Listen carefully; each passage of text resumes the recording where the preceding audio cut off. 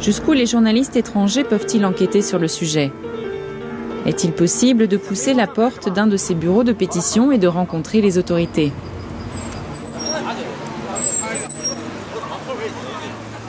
Très vite, les policiers nous interdisent de filmer.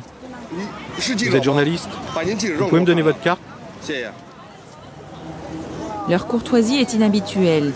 Les journalistes étrangers ont déjà été rudoyés ici, mais Pékin tient aujourd'hui à soigner son image pré-olympique. Très vite, ils nous trouvent un numéro de téléphone. Pendant ce temps, un pétitionnaire est vertement éloigné. Vous parlez chinois ? Fiche le camp. Qu'est-ce qu'un Chinois a à dire à des étrangers ? Va-t'en.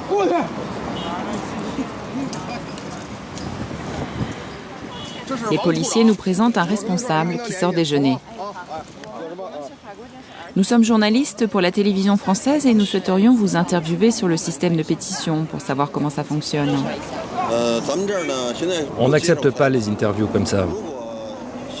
Si vous voulez nous interviewer, il faut d'abord que vous obteniez l'autorisation du département national des interviews, puis du ministère des Affaires étrangères.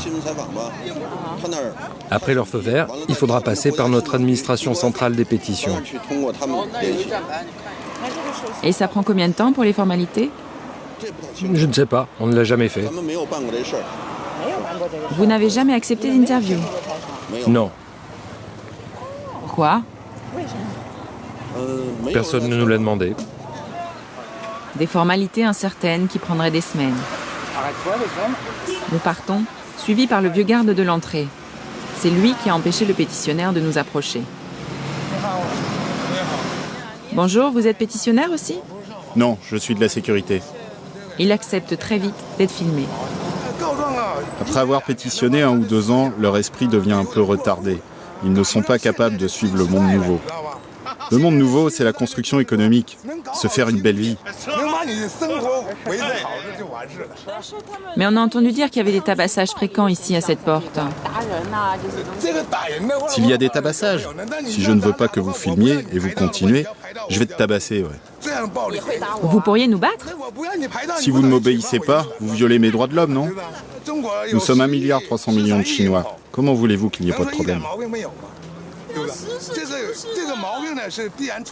2 pétitionnaires aperçoivent la caméra et revendiquent, malgré la proximité des policiers. Nous demandons au gouvernement chinois d'ouvrir des instructions sur nos cas, qu'ils nous soutiennent. Tu es en train d'enfreindre la loi sur les interviews, là. Les voix montent. Les policiers de l'entrée sont loin, le vieux garde, tout seul, évite de passer. Bon, arrêtez de filmer. Mais les pétitionnaires ne veulent pas perdre cette occasion d'exprimer leur colère devant une caméra.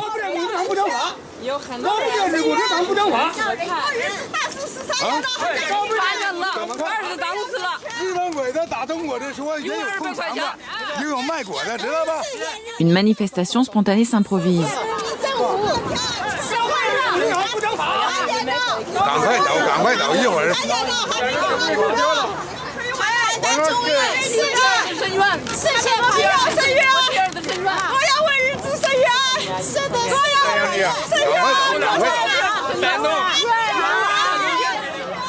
Par prudence, nous préférons nous éloigner avant que les choses ne prennent plus d'ampleur et ne déclenchent une intervention policière.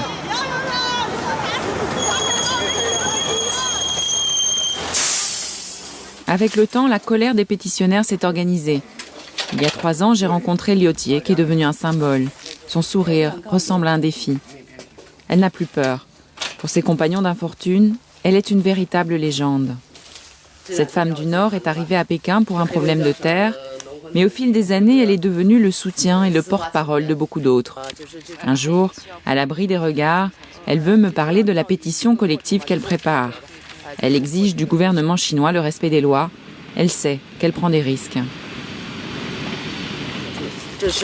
J'ai laissé mes coordonnées en tant que porte-parole. Il y a mon nom et mon numéro de téléphone. Je sais que je risque ma vie, mais je n'ai pas peur. C'est pour la justice.